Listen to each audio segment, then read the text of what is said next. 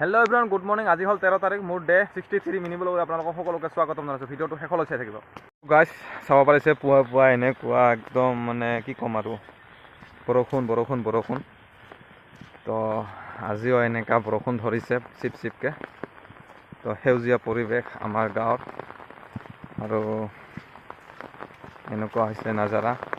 এইখন ফিল্ডখন য'ত ক্ৰিকেট খেলিছিলোঁ আমি, আৰু এনেকুৱা হৈছে আমাৰ গাঁৱৰ পুৱাৰ দৃশ্য। তো আপোনালোকক কেনেকুৱা লাগে এনেকুৱা গাঁৱৰ মানে দৃশ্য চাই? মানে ভাল লাগে নে বেয়া লাগে কমেণ্ট কৰি জনাবচোন।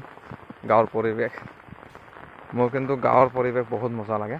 গাঁৱত এই ৰাস্তাটোতো বহুত বেয়া, বোকা হৈছে, এইফালেও বোকা হৈছে, কিন্তু এইফালৰ ৰাস্তাটো একদম ফিনফিনীয়া হৈ আছে, বৰ্তমান পকী হৈ গৈছে।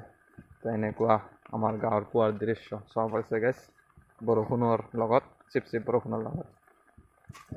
পাৰিছে এনেকুৱাকৈ প্ৰতিটা ঘৰে এনেকুৱাকৈ ভোল জিকা এনেকুৱাকৈ লগোৱা আছে। ফুলৰ বাগান চাব পাৰিছে গাইছ, এনেকুৱাকৈ প্ৰতিজন মানুহৰ ঘৰে তামোলৰ বাগান, ভোল জিকা এনেকুৱাকৈ আছে। আৰু ৰাস্তাটোৰ এনেকুৱা অৱস্থা বৰষুণ পৰিলে চাব পাৰিছে, মই আপোনালোকক দেখুৱাইছোঁ। পাৰিছে ইফালে কোমোৰা, ছাল কোমোৰা ইফালে এনেকুৱাকৈ ফলি আছে বহুতকেইটা বগা হৈ কিনে।